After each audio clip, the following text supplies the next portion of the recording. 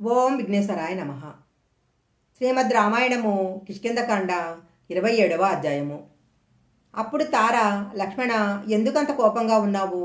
నీకు ఇంత కోపం తెప్పించటానికి సాహసించిన వాళ్ళెవరు? ఎండిపోయిన చెట్లతో కూడిన వనాన్ని దావాగ్ని దహించి వేస్తుంటే ఎదురు వెళ్ళగల మనగాడు ఎవరు అంది. అప్పుడు లక్ష్మణుడు, నీ భర్త యొక్క ప్రవర్తన ఆయన భార్య అయిన నీకు తెలియటం లేదా? నీ భర్త ధర్మాన్ని పక్కన పెట్టేసి కేవలము కామమునందే కాలాన్ని గడుపుతున్నాడు.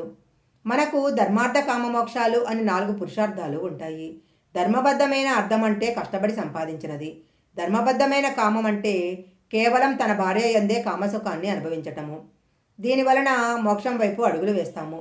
ధర్మాన్ని పక్కన పెట్టి ఎంత డబ్బు సంపాదించినా, ఎన్ని సుఖాలు అనుభవించినా ప్రమాదమే. మిత్రుడికిచ్చిన మాట తప్పాడు. 4 నెలల సమయం గడిచిపోయింది. రాజు అన్నవాడు అనుభవించాల్సింది కేవలము కామం ఒక్కటే కాదు.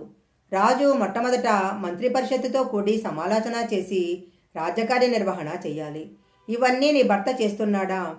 వర్షాకాలంలో వెతకటానికి కష్టంగా ఉంటుంది కాబట్టి ఈ 4 నెలలు సుఖాలు అనుభవించి 4 నెలల తర్వాత స్నేహితుడికిచ్చిన మాట ప్రకారము సహాయం చేయమంటే ఇచ్చిన సమయం గడిచిపోయినా ఇంకా కామసుఖాలు అనుభవిస్తున్న సుగ్రీవుడిది దోషం కాదా? ఇవాళ నీ భర్త నిరంతర మద్యపానం చేస్తుండటం వలన ఆయన బుద్ధి యందు వైకలవ్యం ఏర్పడింది.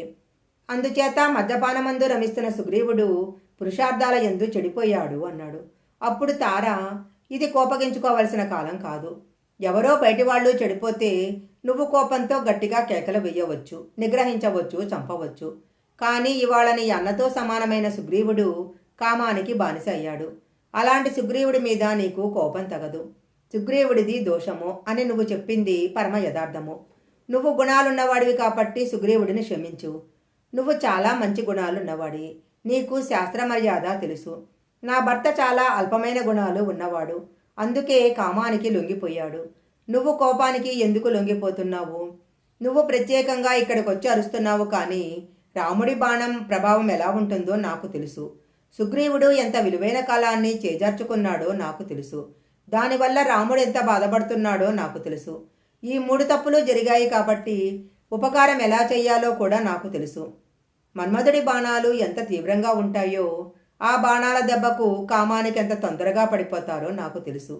ఏ కాముని బాణాల దెబ్బకు సుగ్రీవుడు అలా ఉన్నాడో కూడా నాకు తెలుసు.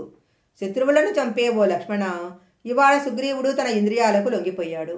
అంతేకాని ఆయనకు రాముడి మీద ఎలాంటి ద్వేషము లేదు. అందుకని నువ్వు ఆయనను క్షమించి తీరాలి అన్నది. ఇంకా లక్ష్మణ, నేను కొత్తగా చెప్పాలా? నీకు తెలియదా? సంసారాన్ని విడిచిపెట్టి ఎక్కడికో వెళ్ళి తపస్సు చేసుకునే మహర్షులు ఇంద్రుడు పంపిన అప్సరసలను చూసి కామానికి లొంగి తమ తపస్సులు భ్రష్టు పట్టించుకున్నవారు చాలామంది ఉన్నారు.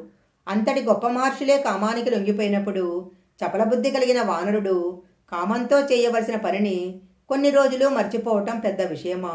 సుగ్రీవుడు ఇంతగా కామానికి లొంగిపోయినా మీకిచ్చిన మాట నెరవేర్చటానికి ఎప్పుడో ప్రయత్నాలు ప్రారంభించాడు. ఇక్కడే నిలబడి ఉన్నావు. నువ్వు అంతఃపురంలోకి రాకూడదా? నువ్వేమైనా పరాయి వాడివా? సుగ్రీవుడు పడుకున్న మందిరంలోకి వస్తే అంతఃపుర కాంతలు కనిపిస్తారని సందేహిస్తున్నావా? మిత్రుడైన వాడు, అన్యభావన లేకుండా మాట్లాడేవాడు, చారిత్రం ఉన్నవాడు, నడవడి ఉన్నవాడు అంతఃపురంలోకి రావచ్చు.